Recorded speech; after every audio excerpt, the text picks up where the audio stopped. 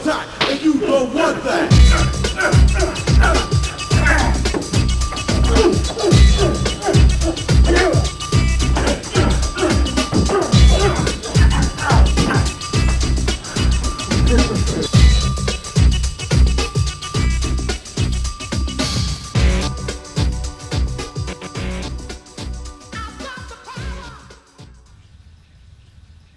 The next stance we're going to go over is a fighting stance or a fighting horse stance. The way to determine the width of your fighting stance is you start from a neutral position. Put all the weight on one of your foot, usually it's your left leg, and you take your right and put the toe out and stretch it until it naturally falls in position. That would be the natural width of your fighting stance. So if you were using a line to help with your relationship, you would have one foot on one side of the line. You would take your front leg and stretch it out until it falls, and the toe would be on the other side of the line. So you would be on a heel-toe relationship, and that would be the width of your fighting stance. You don't want the stance too wide, otherwise when you go to move, you're going to have to bring the leg up to be mobile. If you're too short, you won't have any power to generate any of your strikes or kicks. So you have a fighting stance starting from the line. So the best way to practice this is take like a bow or a stick or some tape and put it down.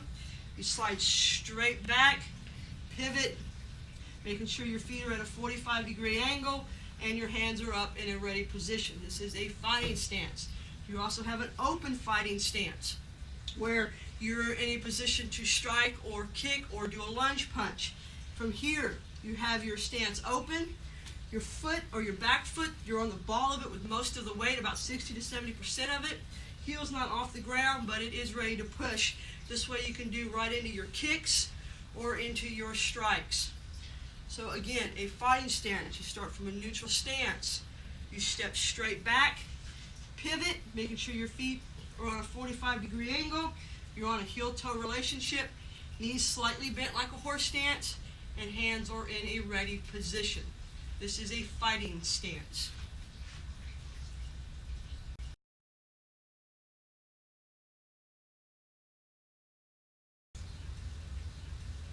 The first strike we're going to talk about is punches. The way we practice these punches is in our training position of a square horse stance. Usually you have one hand extended, one hand in chamber. Now when you throw a punch, and we do it from the sideways so that you can see, you don't want to bring the elbow out. You want to keep it straight. So as you throw your punch, you wait until the elbow leaves the rib cage area, then you roll it over. And when you roll it over, you want to make sure your wrist is flat and these two knuckles are pointing straight forward. Your striking would be the groin, the solar plexus, or even into the face. We usually don't recommend a face strike though. So you usually want to practice either to the solar plexus or the groin area. And when you practice these, you'll have one hand in chamber, one hand out. Start off slowly, make sure your timing is right. As one comes out, the other goes back into chamber. And you keep doing this. You should be nice and smooth. You don't want a lot of shoulder action or body behind it. That's what we use our power patterns for. These are punches. So from a square horse stance, side horse this way, same thing. Elbow leaves the rib cage, the punch strikes right down the center line of the body. As one comes in, the other one goes out. These are punches. You also have a reverse punch, like we were talking about when we did our hard bow stance. You are in a fighting stance. For a reverse punch comes off the back hand and strikes straight through. Now when you practice these, you want to have a hand up in check position. Same thing on timing. Timing is very important. As the hand comes out, the feet will move, and as the feet and the body snaps forward, the punch should be in place. Again, so from our fighting stance, hands are up, hand in chamber, straight forward. As you drop the body weight and leg locks out, your punch will come into place. A side view of a reverse punch. So you got your hand up, hand in chamber, straight forward and lock it out. Again, a reverse punch. Another type of punch would also be a vertical punch. The only difference between that and a straight punch is the hand rolls over. So instead of punching this way, a vertical punch punches this way. Comes out straight, almost a drop to it. So you come out and you strike that way. It's called a vertical punch. And those are your punches.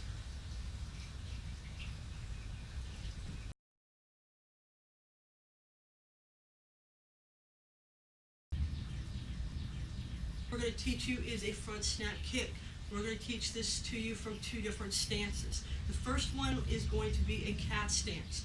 You don't always want to, as soon as you're in a confrontation, take a fighting stance because of the legal repercussions of it. If you take a fighting stance on somebody, by law that's considered a threat and you could be the one in court instead of vice versa. So sometimes what you want to do is just get your hands up kind of in a, hey, I don't want to fight you, and this way you're also in a position to block.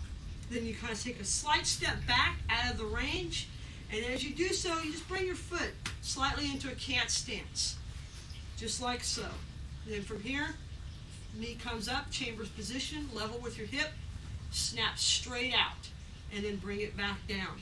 So the motion kind of like, hey man, I don't want to fight you, step back and kick. Again, hands come up. You don't want to, you want them in a position to block, but that's about it. Step slightly back, draw in, chamber, re-chamber. This is very important. Make sure you don't kick and drop it. You bring the foot up into a chamber, you kick, and you re-chamber. Now, what do you kick with? Well, you can kick with your instep, you can kick with the ball, or the point of the toes. Depends on what kind of shoes you have and what you're targeting. If you're barefooted like me, you don't really want to kick with the point of the toes. You either want to use your instep or your ball. Now, if you're kicking up into the groin, chances are you're going to use your instep.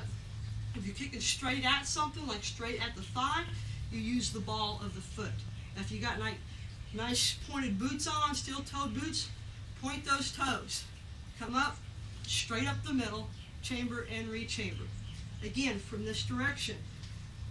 Hands up in a guard position.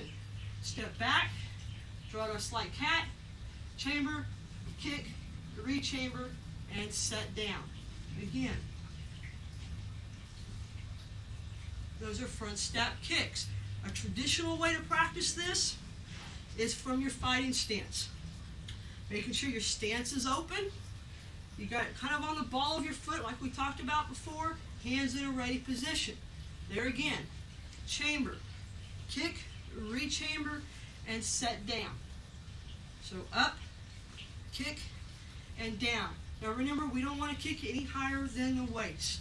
So you're looking at a belt and below is your targeting. The higher you go, the better chance you have of you falling or getting your foot caught or blocked. Again, from a fighting stance. Hands up, feet in a ready position, get yourself nice and square, kick and re-chamber. And make sure you practice this both sides. On your test, you will have to demonstrate both left and right front snap kicks. Those are your front snap kicks.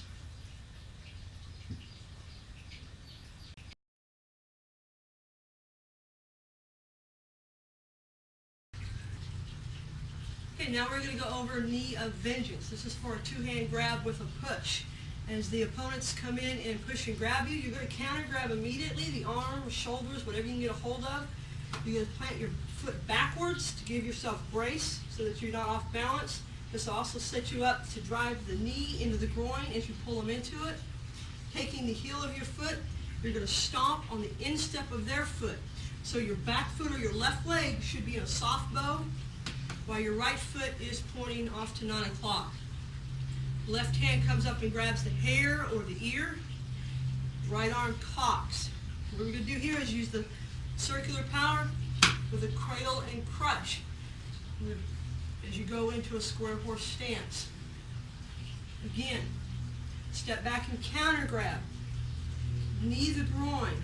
Stomp the foot. Grab the hair or the ear. Torque into horse stance. And cradle and crush at the same time. I'll now demonstrate this with an opponent. Okay, now we're going to show you knee of vengeance as it would be done on someone. So as John comes up and grabs and pushes, I'm going to step back and counter grab. Now this could be an outside counter grab or inside, as long as you grab something. From here, you're going to drive the knee into the groin as you pull them into it. Stomp the foot. Grab the hair. Now so you can see John's got no hair, so there's nothing to grab. So I can grab the ear. Pull in and torque as you cradle and crush. Now you want to go into the orbital eye socket of the face with this. It's very sensitive and easy to break, like so. Okay, again, comes in and grabs, step back, knee the groin or the solar plexus, stomp the foot, making sure this back foot's in a soft bow so that you can torque those hips for the power. Go to square horse as you do a cradle and crush. That's knee of vengeance.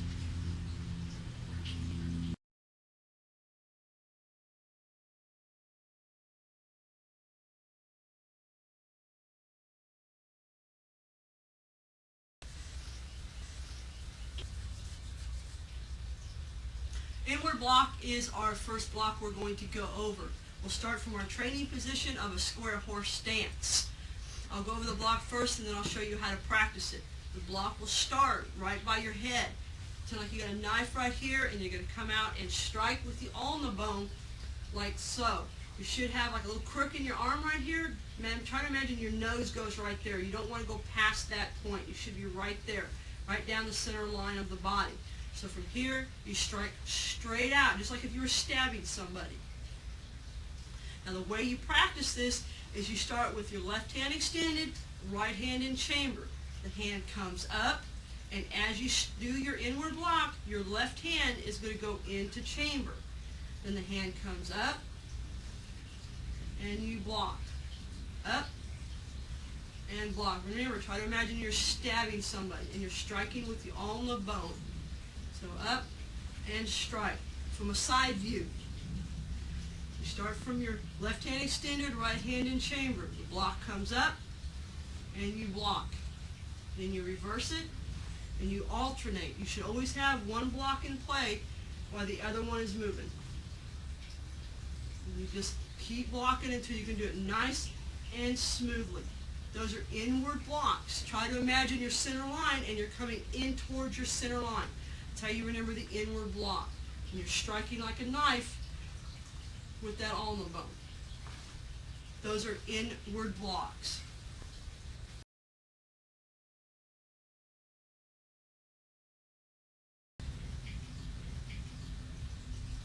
We're going to now teach you the upwards block. Like before, we go to our square horse stance. For right now, put both hands in chamber. The upwards block, this is designed when you want to get up and under something. You want to drop your body weight and get below them for a vertical strike of some kind to the body. So from your neutral stance, or from your square horse stance, hands in chamber, your hand is going to come up and roll over to the outside. Now normally when you do this, you're going to fade slightly to the outside of it. So as you come over, you might want to practice just slightly leaning away from that block.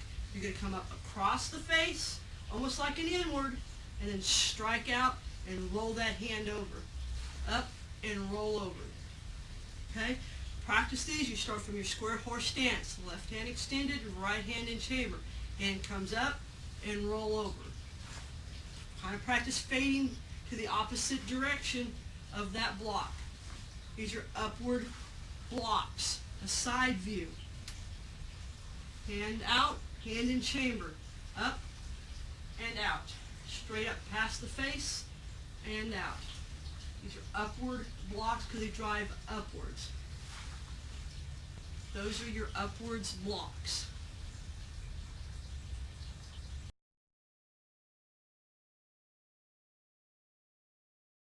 Next kick we're going to talk about. Kick is the most powerful stationary kick you have.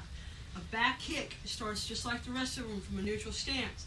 You want to make sure you have a chamber and a re-chamber. So the kick comes up, straight back, and down. Making sure you're using your peripheral vision to see what you're kicking at. Again, one, kick, and back.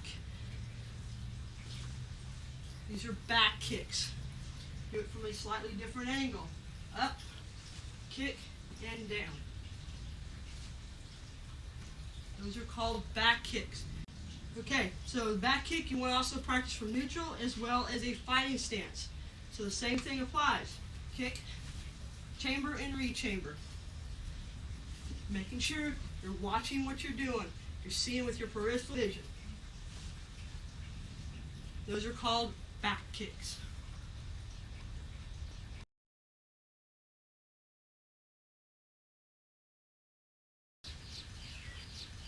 These side snap kicks, you can practice this from your neutral stance or your fighting stance. Just like the front snap kick, your foot's going to come up in chamber. This time you're going to kick out to the side and back. This will either be done with the knife edge or the heel of the foot. It's a really quick kick and not a power kick. It's a fast kick.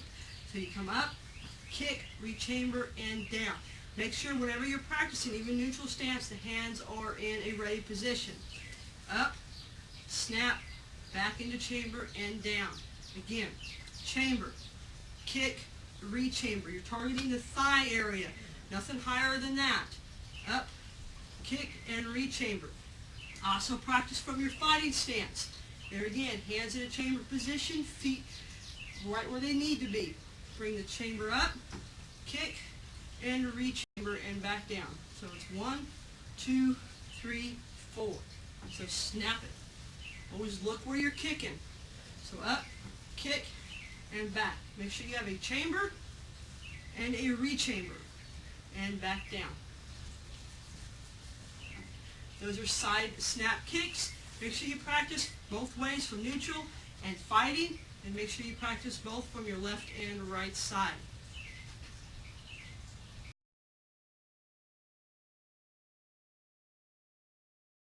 For the most powerful kicks, back kick. This is used to gain that critical distance line. Now the cross will depend on how much distance you have to gain. At first, just start off small and then work your way up. There's 2 ways to practice this. 1, neutral stance. From a neutral stance, you're going to step into your opponent. As you step into him, your back leg is going to cross. This is what I was talking about. Depends on how big the cross is, depends on how much distance you want to cover. The wider the distance, the wider the cross. Cross, point, just like a turning back kick, point your butt right at your target, and throw a back kick, re-chamber, and land into it. Again, step into the kick. Cross, point, back kick, and land. Try it from a different angle. Neutral stance, step, cross, point, kick, and land. Making sure the hands stay up the whole time. Again, step into it. Cross to gain some more distance, point the target, kick, and land. From this angle, again, step, cross, point, back kick, and land. One thing you want to try to work on when you do this is to keep the momentum going. Try not to stop. Once you build out that momentum, you'll get the power that you need. Again,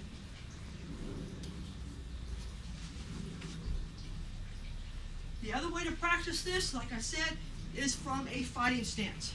You're already in the stance. So all you gotta do is cross, kick, and land. Or if you need to gain a little bit more distance, you can step, cross, kick, and land. That'll be up to you. Again, from your fighting stance, step, cross, kick, land. That is called a crossing back kick.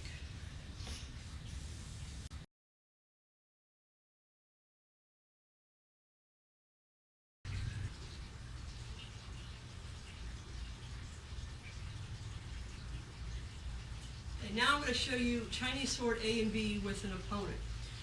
As I was explaining, Chinese sword A is for a right punch. So as the person throws a right punch at you, you're going to come in and use an inward block against the radial nerve here and keep the motion going. This will open up his center line, come up into soft bow, and torque back into soft bow as you strike through the collarbone, keeping this hand in check, following this into chamber so that you can use it later on. Okay, again. 1, 2, follow through. B variation, he throws a left. Maybe you thought it was going to be a right, so you came in the exact same way. Since you cannot chop now because the arm's in the way, you're going to push it away and then back fist into his face. Again, 1, and back fist, making sure you throw that body weight into the back fist. One last time. And that's Chinese sword A and B variation.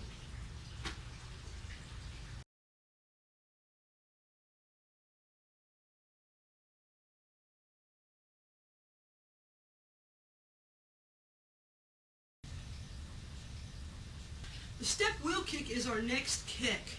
The way you do this is from a neutral stance. Now what you've got is you've got an opponent coming straight at you with a punch or a strike of some kind. So we're going to evade the punch or the strike by sidestepping it to the 10-30 position with our left foot. So we step out. The knee comes up, points it at your opponent just to the outside, and you snap. So you should be hitting with the shin. Between your shin and your ankle is what you want to hit into the midsection or even into the thigh area. Again, you step, evade the strike, and kick. Again, a step wheel kick. We step, point, and kick. Make sure you practice this both sides. Left side, step right to the 230 position, hands in guard, and here. You should be able to control that kick. So you should be able to hold it if you're doing it right. Again, step, point, and kick. That is called a step wheel kick from a different angle. Step and kick. Again, sidestep the strike, point the knee, and snap it out. It's just like a half a roundhouse. From this angle, step, point the knee, and strike. Again, step, point your knee, and strike. That is called a step wheel kick.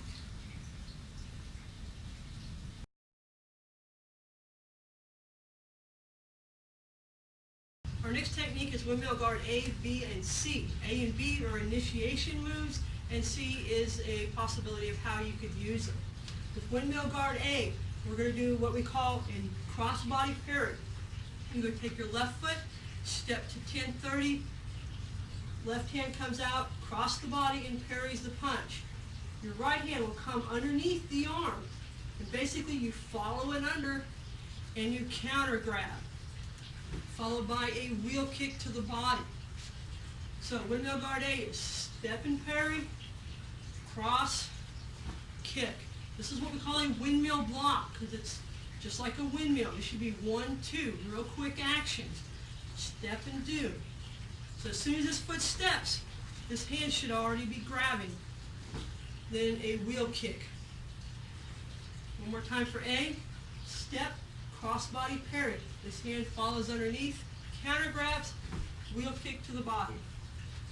B variation's the same thing, but we're going to do it weak side or for a left punch. 1, 2, kick. Right foot steps to 230, crossbody parry. Left hand comes underneath and grabs, wheel kick.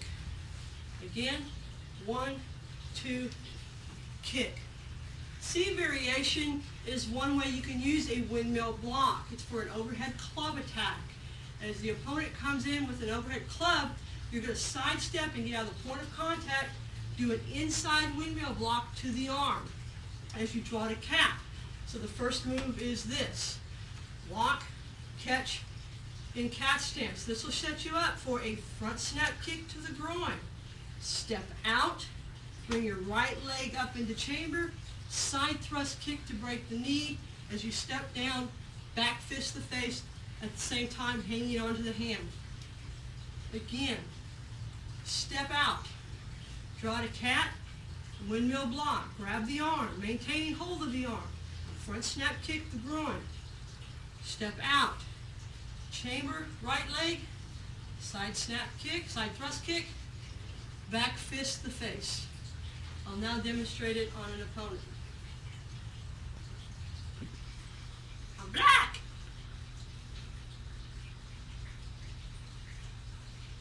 Okay, now we're going to go over windmill guard A, B, and C with an opponent. A, again, is for a right punch. So as they come in with the right punch, 1, 2, and grab. You can also go high at the elbow and use a chop style windmill block. So it can either be a 1-2 with a grab, with a touch, with a chop. It doesn't really matter as long as you get the windmill action in there. Depending on what you do, depends on how you follow up. Because of course if you grab, you got control of the handle. So windmill guard A, 1, 2, wheel kick to the solar plexus, or you can even go into the groin with the point of your toes if you got some good steel-toed boots or shoes on. Again, 1, 2, kick. Now you want to try to get this where this is like one motion. So as soon as they throw the punch, you're kicking and blocking pretty much at the same time. There's very little difference. Again, when you do it, it should be that quick.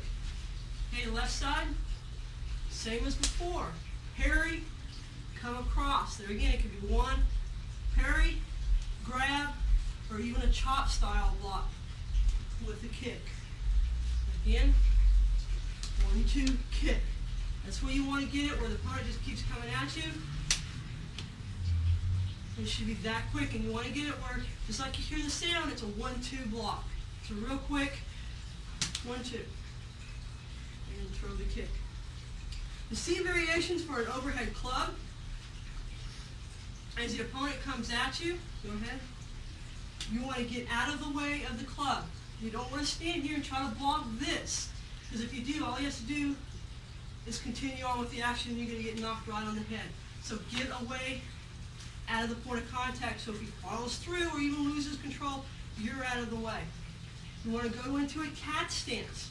This will allow you to front snap kick the groin. If you leave the foot here, you don't have a kick to work with. So draw to cat. Again, that part again.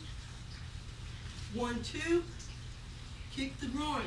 Step out with your left foot lined up with their leg. Now, depending on what leg's forward, it doesn't really matter. You're going to come up and break the knee out, which will buckle it. If the other leg was forward, you'd break that one out. Step down and back fist.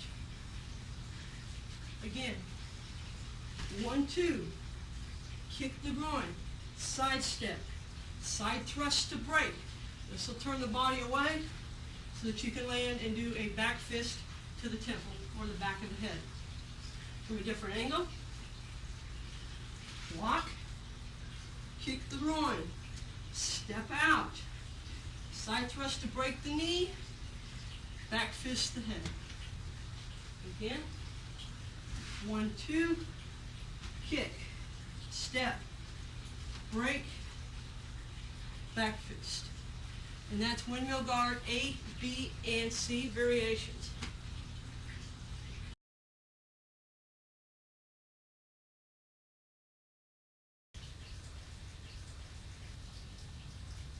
The last kick we're going to go over and demonstrate is a side thrust kick. There again, we'll teach you from 2 different ways to practice this. The first way is you start from a neutral stance. You're going to side step to avoid your strike or the target that's coming at you. This could be an overhead club or a straight punch. So you're going to evade the strike. The knee comes straight up in a chamber position, point the butt, and side thrust out. So it would look like this. This is a very powerful kick. We use it for one purpose only. That is at the kneecap, used to design the break or jam the kneecap into the ground. Again, side step, knee comes up, side thrust out, back into chamber. Again, 1, break, back, and done. The other way, of course, is from your fighting stance. Practice all your kicks both ways. Bring the foot up, side thrust out, and back. Again. Always make sure you chamber and rechamber. Look at your target and what you're aiming at. Do it from a different angle. Step, bring it up, side thrust out, and back.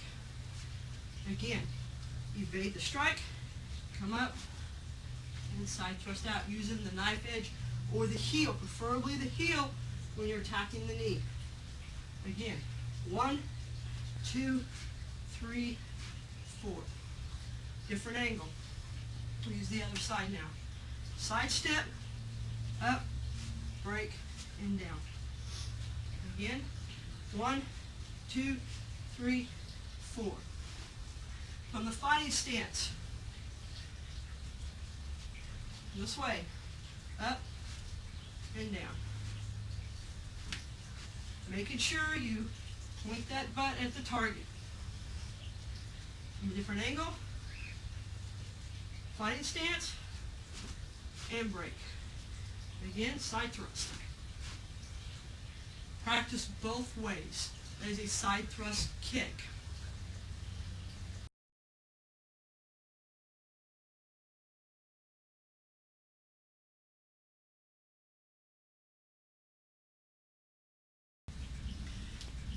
Bill taught you a downward block. We just want to make a note of this. The reason we do not teach a traditional downward block is in our style, we try to teach the student positioning versus blocking. Because a kick is too dangerous to block downwards, it's easier just to teach them how to position themselves out of the range of the kick or use some other style of blocking. The last block we're going to teach you, though, is a scissor block. Now, a scissor block, unlike our other ones, does not start from a square horse stance. We're going to start this from an open stance, or what we call a right lead stance. It's not quite a fighting stance, it's a little bit more open and relaxed. We have two types of scissors block. One's an inside and one's an outside. The only difference between the two is whether you're coming to the inside of the body or to the outside of the body. And that's just really going to depend on what you're trying to do with that block and whether you're blocking a left or a right punch. The way you do this block, we're going to practice it using a inside scissor block. You start with your hands in a ready position. The palm heel is going to come out. You're going to strike with the palm heel, the radial nerve of the punch that's coming in at you. Your left hand or your back hand is going to come like a scissor action and back fist the bicep. So again, it's 1, 2. It should be a thump type action. It's really quick. 1, 2. As you can see, there's your scissor action. It's like so. So it's 1, 2. This should be one right after the other. So if I say do an outside scissor block, that means you're blocking to the outside. If I say do an inside scissor block, you're blocking in towards the body. It's not going to matter whether you're in a left lead or right lead. It's whether you're going inside the center line or away from the center line. So again, an inside scissor block. Heel palm the radial nerve, back fist the bicep. 1, 2. From a different angle. Do this with my left so that you can see it better. 1, 2. Heel palm, back fist. It's a really quick action. And every time you do these, just go back to your ready position. So I say block, back to ready. Block, back to ready. Again, from the front, do the same side with the left so you can see it this way as well. 1, 2. So if someone says block, just like that. 1, 2. It's really quick. Eventually you'll learn how to use this to roll over and grab so that you can use that arm to go into further techniques. This is called a scissor block because of the scissor action that your hands use. That's the last block we'll teach you in this manual.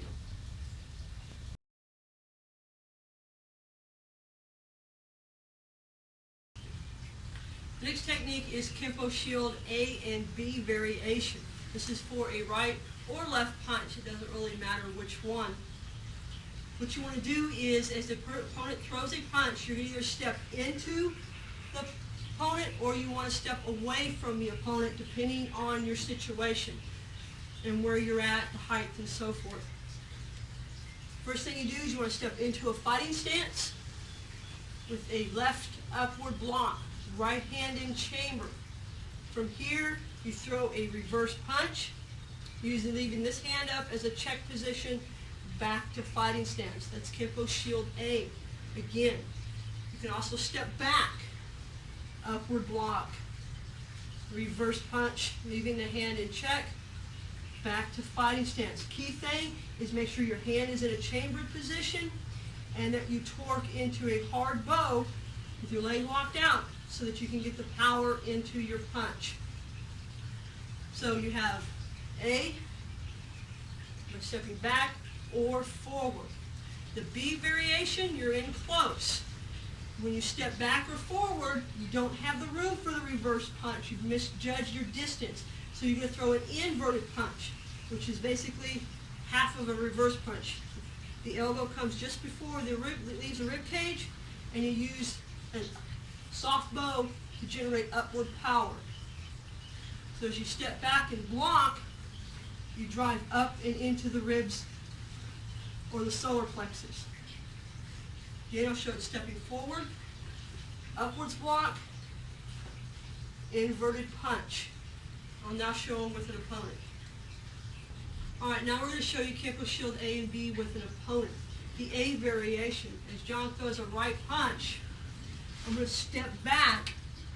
Remember, I want an upward block because we're coming coming underneath the arm. And from here, we throw a reverse punch into the solar plexus, keeping this hand up in check. So if he tries to use it or do something else with it, we'll know about it. If I drop it, he can just hit me upside the head with it.